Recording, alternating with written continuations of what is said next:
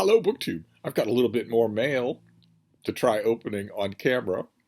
I'm emboldened by yesterday's success, and I've also been laughing my hiney off at all of the suggestions that a lot of you have been making for a code word, for a code phrase. Heather Gregg suggested that instead of not opening mail on camera, I should open everything on camera, and when I'm running into something that is clearly coming to me from an alternate belligerent reality, and I want to rant about it, instead of allowing it to drag me down the path of a rant that goes on for 40 minutes and has to be deleted, we should instead come up with a code phrase that I should say that is innocuous and lets you know that I must put that book away and move on to the next one.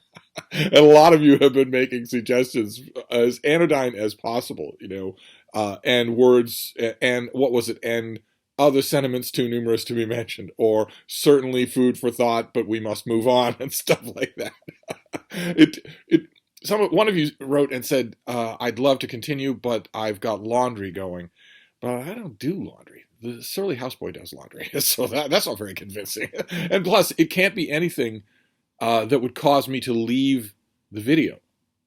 It just has to be something innocuous about the content, something where I can say it and move on to the next book. We haven't come up with anything definitive like that, nor with any kind of hand gesture that may work just as well.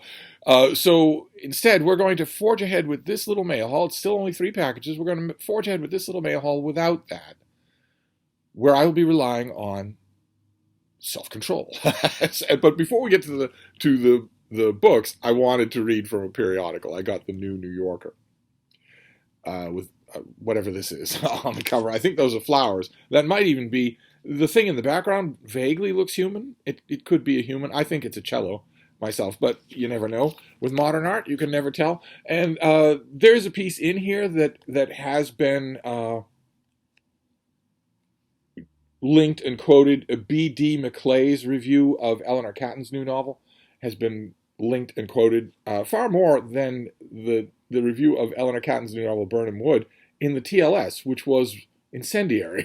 It wasn't incendiary because it was attacking Burnham Wood. It was incendiary because it was attacking the luminaries. It went on for a great length, a great enough length for me to know that the editor of that piece had to have been amused and maybe even sympathetic. Otherwise, any editor would have said, okay, well, but you have a book to review, and you've spent 600 words on the book you're not reviewing. It was really entertaining, but I, of course, don't agree with any of it. But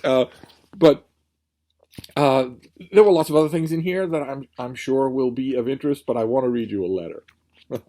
There's a letter that I just cannot let go by. Recently, Leslie Jameson wrote an article called "Not Fooling Anyone" on so-called imposter syndrome.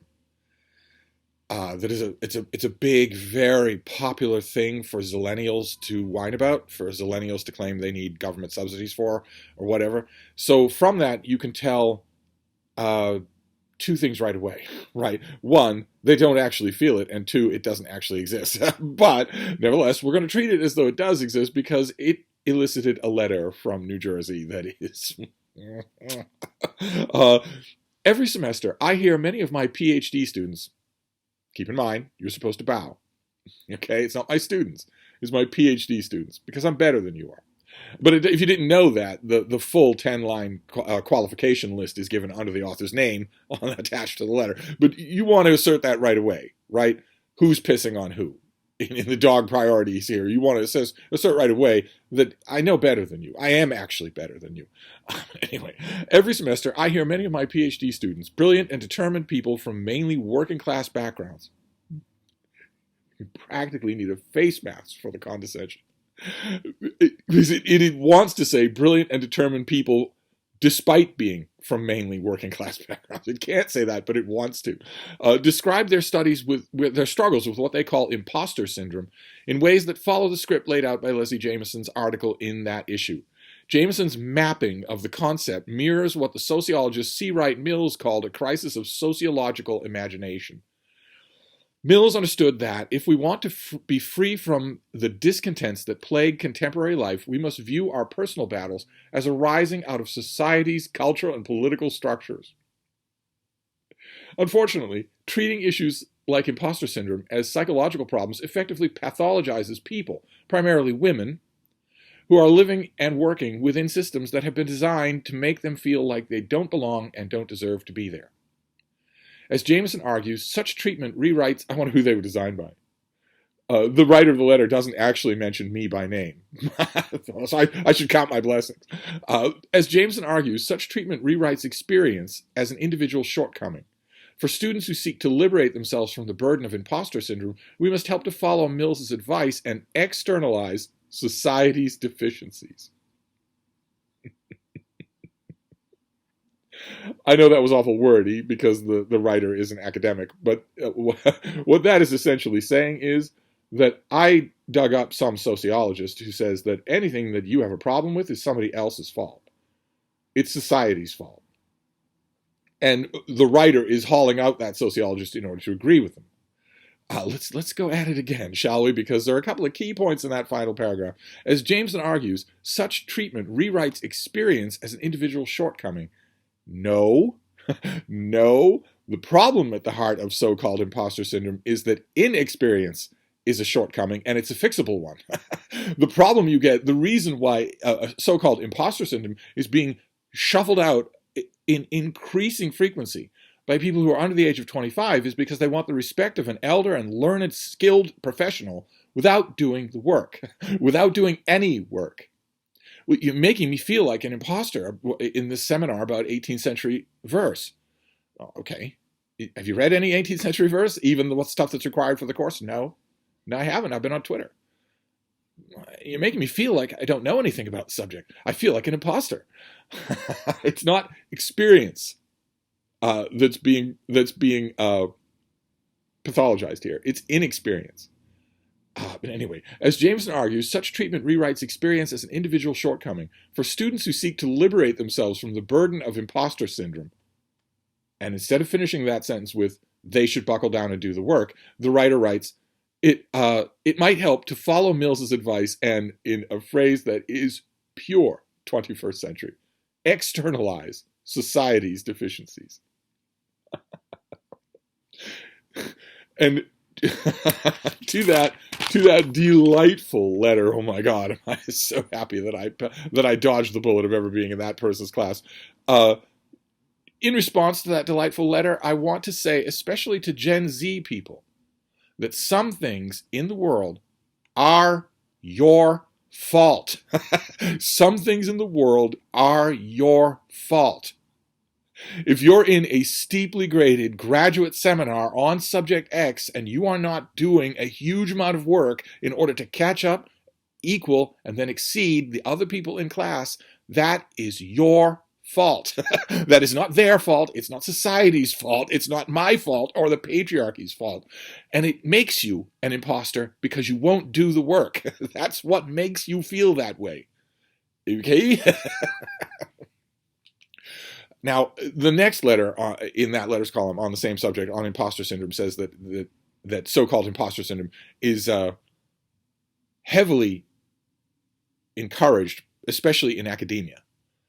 And I have seen a viciousness in academia, definitely, that always makes you want to feel like you're insecure about your job, always wants to make you feel like your very day-to-day existence in the position is dependent on nebulous approval ratings, not only from your peers, but also from your students, which shouldn't be taken into account at all. I know some adjunct professors who live and die by approval ratings submitted by their students. Talk about the inmates running the asylum. But generally speaking, the young people, it's never older people, not in my experience anyway, maybe you have different. In my experience, the younger people who tell me about their imposter syndrome are universally talking about a gap in experience between themselves and other people in a specific setting. And I am not allowed to raise the question of maybe you closing that gap in experience. Maybe you could do the work necessary to close that gap so that you don't feel like an imposter anymore.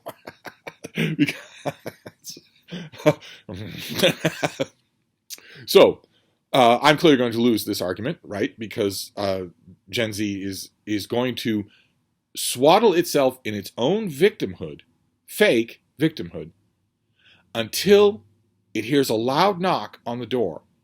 It's going to unwrap itself from the layers of its own fake victimhood, go to the door, open it, see someone standing there, maybe a neighbor, maybe it's a former high school classmate that they really hated, and be told that while they were swaddled in their own fake insecurities, autocracy took over their country.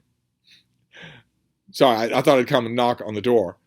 It's not that I want to tell you this, it's that I want to come into your house, examine what it is you're doing. I'll sit down. I want you to give me your passwords to your computer. I'm going to look around on your recent browser history. And before I go, I'm going to take something. I don't know, maybe there's a knickknack on a shelf that I really like. That's what an autocracy is. That's what it's like to live in the country that is going to happen while the generation who could stop it is swaddling themselves in fake psychological problems. That's what an autocracy is like. It's not Joe Biden encouraging you to get a COVID shot. It's someone you went to high school with, walking into your house saying, all right, show me your browser history. If you say, what? Well, I don't want to. Literally a backhand across your face. Okay, maybe you didn't hear me. Show me your browser history. Or you and, your dementia-ridden grandmother in the next room and your kids coming home from school, we know where they go to school, are all going to be taken away. There's a concrete house 5 towns over. You'll never set foot in this house again. We might remember to feed you. That's what an autocracy is like. That's a real problem. That's not a fake problem. Anyway, it's okay. I ranted, but that's not about a book, right? We don't need a hand gesture or a particular phrase for that, right? Or do we? No. Do we? I don't know. Well, anyway, that letter was food for thought. Now let's just move on. Let's move on to the books. And now I will swaddle myself in self-control. I ranted just a little, and now I will swaddle myself in self-control. And in case you weren't watching, I didn't put that on camera. This is one of these white envelopes with a pull tab, and one broke, and then the other broke, and then the whole thing broke, so I had to rip off the top like I was a silverback mountain gorilla. Because I guess nobody wants to use manila envelopes anymore. So let's see what this is. But I'm going into this with a bit of topspin. All right, let's calm down. Let's remember our inner peace. I would consult with Frida, but she doesn't actually have... I know she looks peaceful now, but she doesn't have any inner peace. So we'll consult our inner peace here. I got a rant out of my system. That's all I wanted to even faintly suggest to Gen Z. Some things you do are your fault. Some things that you do, choices that you make, are bad. Now, we're going to... Okay. All right. We're all calm. We're going to go into this next book with full self-control. Full self-control. Okay. All right. This is a finished copy of something we've already seen. This comes out in a day or two, March the 14th. And this is translated literature. This is the finished copy of The Drinker of Horizons by Mia Quoto, and translated by David Brookshaw. And you notice, unlike some of the books, oh God, I don't want to block the beam, do I? Unlike some of the books that we get of literature and translation, we get a lot, and that's good. I'm very happy to see all this. Unlike some of them, this has the translator's name right on the cover on the front, where it belongs. We just recently got a book where I had to hunt around in the indicia in the back. I had to hunt around in the copyright information to find out who translated the thing. You wouldn't be reading this, most of you, if you didn't have the translator. They're important enough to be on the cover. But we saw this already. I seem to remember, I haven't read it yet. The finished copy is my kick to read it. But I seem to remember liking the sound of it. Let's see here. Oh, right. Okay, this is the 3rd volume in a series. I remember this now, yes. And we're told on the pub sheet that we resume where the sword and the spear left off. And my question was, what if I don't? I don't remember the sword and the spear. I don't think I do. I haven't actually dived into the book to see if it does bring any memories up back or if it tells me that I don't need to. While Germano is left behind in Africa, serving with the Portuguese military, Imani has been enlisted to act as the interpreter of an imprisoned emperor of Gaza on the long voyage to Lisbon. For the emperor and his 7 wives, it will be a journey of no return. Imani's will come only after a decade-long odyssey through the Portuguese Empire at the beginning of the 20th century. Okay, so, well, my question here is the same. as I had with the finished copy, and unfortunately I don't have an answer because I haven't delved into it yet. Maybe this should be on my TBR for tonight. My main question is, how much do I need to read the previous book? How much do I need to read any of the rest of this in order to understand this book? And I'll know right away, right? A lot of you have that same experience. You're as good as I am at it. You go into a second, third book in a series, you know right away whether or not it's for fans only, whether or not it's an invitation-only party. And if it is, well, then I don't have the previous book. It's not coming straight to mind. So this will just be essentially useless to me.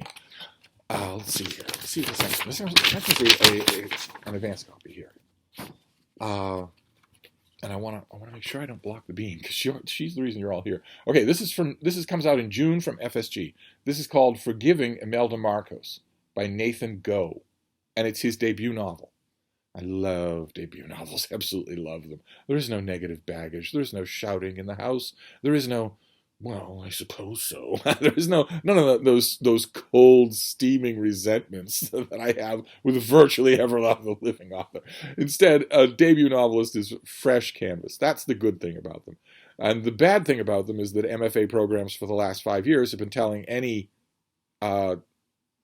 program member, I guarantee you that Nathan Goe came from an MFA, that they don't need to do anything. They just need to be who they are on their passport or their birth certificate in order to be a good writer.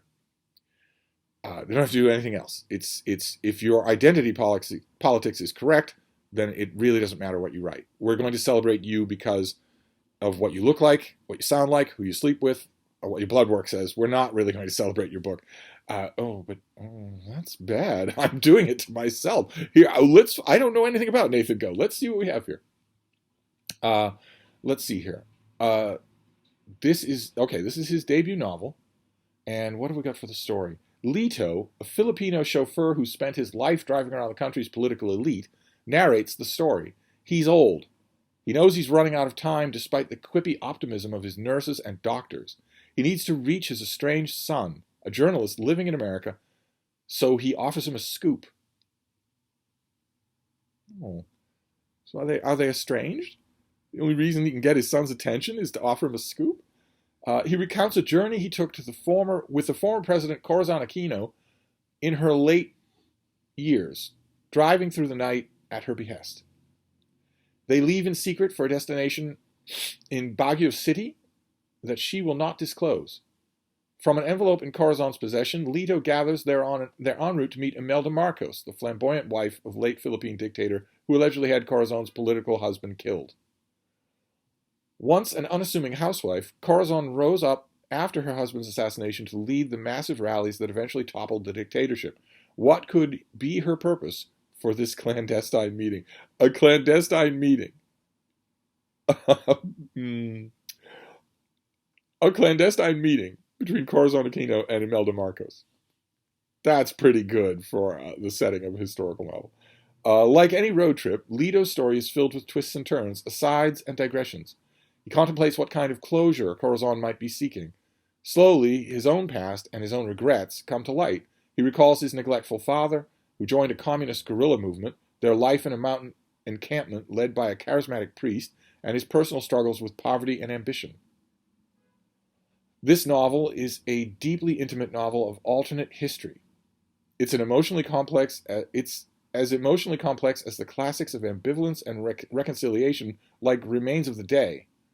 It asks big questions about loyalty, forgiveness, and the nature of guilt, and what we owe to those we love. Well, that wasn't so bad. That actually sounds good. No need for code words, right? Now, how brave are we? We don't have a code word in place. We need one. I need to settle on one so that I don't go through this sort of thing. Dare we look at the author's biography? That gets us into trouble every time. Let's give it a try. I'm feeling cocky. Let's give it a try. It's his debut. Good for him. A debut from FSG. That's fantastic. Nathan Goe was the 2017-2018 David T.K. Wong Fellow at the University of East Anglia. A former PEN American Emerging Voices Fellow, he graduated from the Iowa Writers Workshop and the Zell Writers Program. Okay, so he's gone through 2 MFAs. His fiction has appeared in Plowshares, American Short Fiction, Ninth Letter, and the Massachusetts Review. And Forgiving Imelda Marcos is his first novel. Okay, that wasn't bad. That wasn't bad either. Wonderful. How wonderful. And this comes with advanced blurbs. Peter Ho Davies blurbs this. Paul Harding blurbs this. And also Margaret Livesey. How fantastic. Okay, great.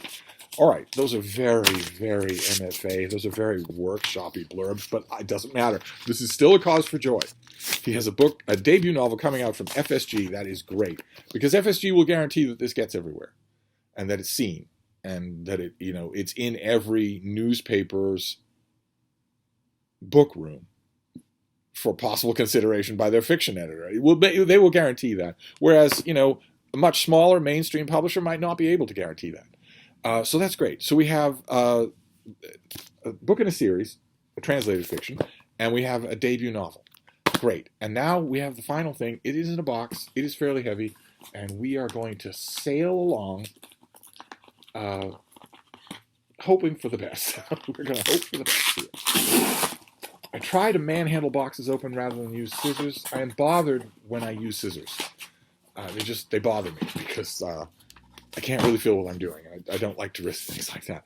So what is this? Oh, fantastic. Okay. All right. We saw this already, and a number of you expressed interest, and I am interested as well. Let's get all this folder all off here. This is the finished copy. This comes out any day now. Yes? Oh, no. This is April. This is an April release. First week in April. This is by Chad Williams, and this is The Wounded World. W.E.B. Du Bois and the First World War. This is the finished copy. Not all that great a cover, but I think what it lacks in artistry, it makes up for it in the jar. Right? There's a jarring element. Seeing this author in a pith helmet like that is jarring. I think it's supposed to be. Maybe that makes it a good cover. Let's revive what we did here.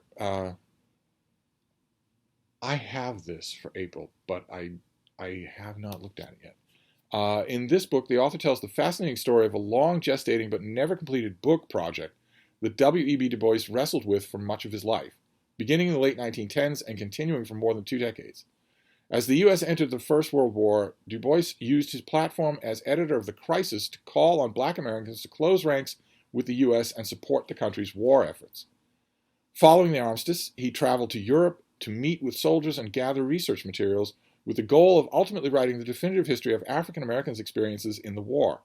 But as his perspective and worldview shifted over the years and decades, he came to regret his initial support of the war effort, and consequently the scope and focus of his prospective World War I book dramatically expanded and evolved. The author first came across his unfinished World War I project while researching what became his own first book, Torchbearers of Democracy. Now, in The Wounded World, which borrows its title from that unfinished work, Williams expertly pieces together this previously untold story, tracing Du Bois's intellectual development and his shifting feelings about the war and the U.S., telling the fascinating stories of his research in Europe and his efforts to find a publisher and funding for his book, and his encounters with competing scholars, and giving readers a vivid picture of Du Bois's massive but ultimately incomplete and still to this day never published manuscript, which would have been one of his most significant works. I wonder how much of it there is. I haven't read this. I feel so terrible. It's been on my shelf, and it's fascinating. I wonder how much of it there is. I wonder if someone spurred by this book, this is also FSG, I wonder if someone spurred by this book will bring out, if Chad Williams is free, get him to do an annotated, edition of whatever there is. Geez, somebody out there at FSG, if you have not already reached out to Chad Williams to get him to do that or ask him to, kindly do. This book is going to guarantee that it has a readership that it won't have in 2 years. This is a vivid, poignant biography of Du Bois in the second half of his life, and an impressive work of scholarship. But it's much more than that. In the words of Nell Irvin Painter, quote, "In this extraordinary book, Chad Williams exploits the voluminous archive Du Bois collected in his ultimately failed quest to ease the tension between being black and being American, a quest Williams presents in poignant clarity." Boy, oh boy.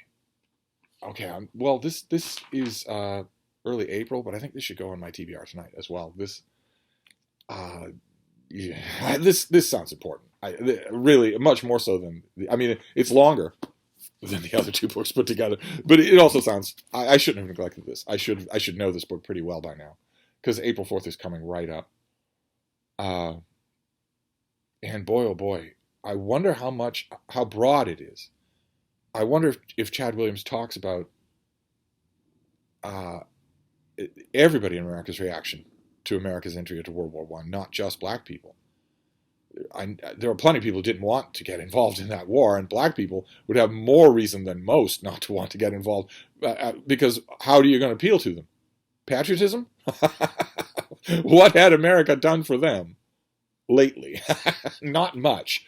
For you to go and put on a helmet and go to war and get shot up in a trench somewhere, or go put on a helmet, go to war, and be discriminated against by your fellow Americans, even over there. uh, I wonder if that was the reason, or if Du Bois became disillusioned with his original idea for his book because he became disillusioned with World War One, just in general. I guess I'll find out. I can't wait. I'm going to read this tonight. I'll put this on the TBR and just bump something else off. So who is Chad? I feel emboldened. Let's find out who Chad Williams is. He is the Samuel J. and Augusta Spector Professor of History and African American Studies at Brandeis University. About as good as it gets over there in Waltham. He is the author of the award-winning book Torchbearers of Democracy. Oh, so Torchbearers of Democracy won an award. And what we didn't learn in the pub sheet is that the subtitle of that book is African American Soldiers in World War One. So, and that's important because this author now we know for sure that he knows this subject. He knows it really well. And he's also co-editor of the Charleston Syllabus, Readings on Race, Racism, and Racial Violence. His writings and op-eds have appeared in The Atlantic, The Washington Post, The Times, and The Conversation. And he lives in Needham. Massachusetts. Okay, great. Okay, I should not have let this go. I really shouldn't have. I will do this tonight. I feel terrible about that. I have read, this sounds utterly fascinating. It sounds groundbreaking. And it's amazing to me now that I think about it, how many works of history I have read so far in 2023 that are not only interesting and meaty, this sounds interesting and meaty, but also legitimately groundbreaking, where no work has quite been written like it before. That's pretty great. That might not be, it's not, the steady progression of elephantine tomes on well-trod subjects that I myself personally have a sweet tooth for, but it's kind of why I get out of bed as a history reader. So that's great. Okay, fantastic. Well, we got through, didn't we? We got through. We got through the books. We didn't get through the magazine without a rant, but I don't know. Are magazine rants off balance? I don't know. We have a debut novel, which is great. The middle one is the one I'm worried about. And I'll dip into it tonight to see. I'll know in 20 pages whether or not I'm going to understand the book, right? If it picks up, as the pub sheet explicitly tells us, where the last volume left off, then I might not understand any of it. But this is the thing I'm going to hunker down with this thing, really, really pay attention. I don't want to get mad at Chad Williams because I already kind of like him as an author, but I am assuming that this book does not have a bibliography, even though it's a serious work of history. We have an index, we have acknowledgments, we have endnotes that go on for a long time. Great. So there's an extensive, oh wow, the endnotes go on for a long time. But there is no bibliography. Nope, none at all. Unbelievable. So if I want to know at least a provisional list of the works this author consulted, I need to create one by going through the endnotes, creating a list of all the books cited there, and then alphabetizing them. I'm not going to do that. So I'll just have to guess, which in a case like this, only chaps my hide theoretically, because I'm not going to know. A bibliography wouldn't do me much good in this case. I don't know this subject. This author, it sounds like, knows the subject better than anybody. I don't think that lets him off the hook or his publisher off the hook for it's not him. He wouldn't make his bibliography. The publisher would hire somebody to make a bibliography out of the endnotes. Or a provisional one, at least a provisional bibliography, something like that, as opposed to you needing to comb through with a pencil and paper. It doesn't chap my hide quite so much in this case because I don't know this. A bibliography wouldn't do that much good for me. But somebody writes a big 900-page history of witchcraft in the Western world, for instance, looking at later in 2023, somebody like writes a long new book about the Antonine era of ancient Rome, for instance, or colonial Massachusetts, a 600-page book about colonial Massachusetts. If I get a book like that in the mail and it purports to be a serious work of history, and I turn to the back because I want to know, all right, well, who did you consult and who didn't you? And I can't tell because you haven't included what has been a standard item in academic and professional histories for 100 years. Yeah, it's going to chap my hide. Not so much in this case because I wouldn't be missing anything. But anyway, I'm gonna wrap this up. I consider this to be at least a partial success as a mail haul. So we will keep going. I will see you soon. Thank you, BookTube.